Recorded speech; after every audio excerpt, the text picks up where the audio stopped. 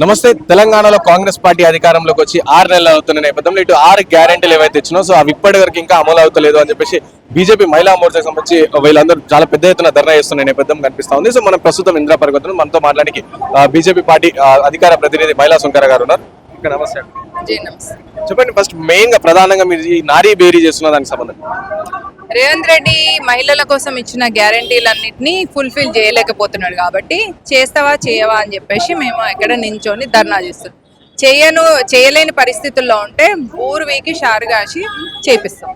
So మీరేమో వాళ్ళు ఇచ్చిన 6 గ్యారెంటీ అమలు చేస్తావా చేయాలని అడుగుతా అన్నారు, కానీ వాళ్ళేమో చాలా సందర్భాల్లో కూడా ఇచ్చిన 6 గ్యారెంటీ అమలు అయిపోయినాయి అని కూడా చాలా సందర్భాల్లో చెప్పిన పరిస్థితి. 500 సిలిండర్ ఎవరికి వస్తుందట? రేవంత్ రెడ్డి పెళ్ళాంకి, రేవంత్ రెడ్డి కూతురుకు వస్తుంది కావచ్చు, మరి మాకైతే వస్తలేదు. మరి మేమైతే మాత్రం ఫుల్ పే చేస్తున్నాం. మా విషయం పక్కన పెట్టేసేయండి. మధ్యతరగతి మహిళలకు 500 సిలిండర్ ఇవ్వడానికి ఎందుకు రేవంత్ రెడ్డికి చేతులు వస్తలేవు? ఒకటి.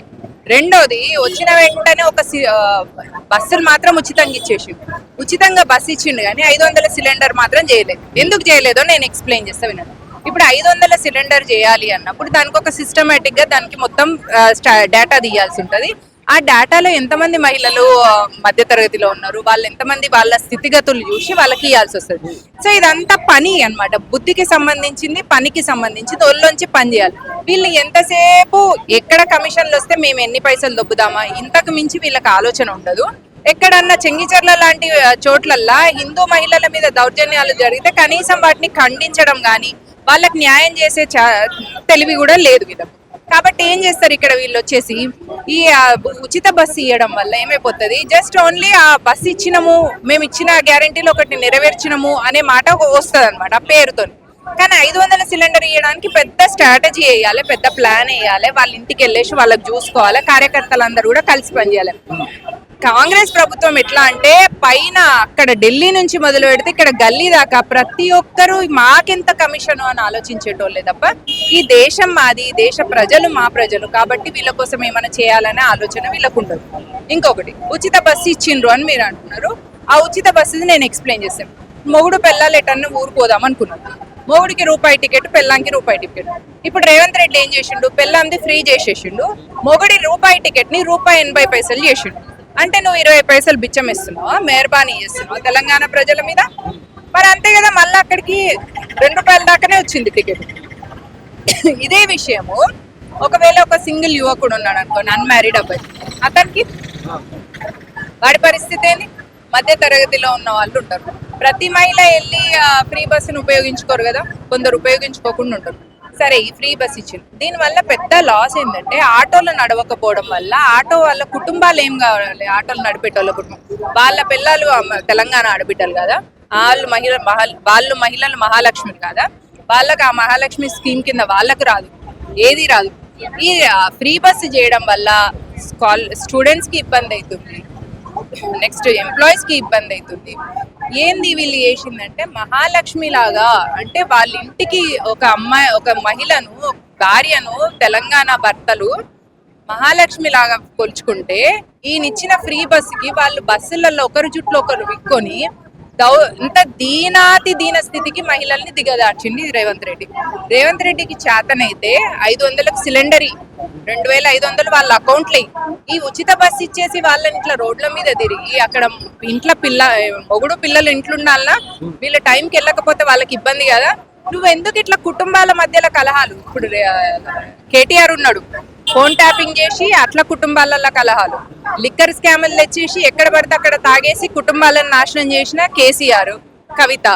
ఇప్పుడు రేవంత్ రెడ్డి వచ్చేసి ఉచిత బస్సు ఇచ్చేసి, ఉచిత బస్సు ఇవ్వడం వల్ల ఆటో డ్రైవర్ కుటుంబాలు పాడైపోతున్నాయి, విద్యార్థుల జీవితం పాడైపోతుంది, విద్యార్థులు టైంకి కాలేజ్కి వెళ్ళలేకపోతున్నారు, ఎంప్లాయీస్ టైంకి ఆఫీస్లకు వెళ్ళలేకపోతున్నారు. సో ఇట్లా ఇంతమంది ఉసురు పోసుకొని రేవంత్ రెడ్డి ఎన్ని రోజులు ముఖ్యమంత్రిగా ఉండబోతాడో మేము కూడా చూస్తాం.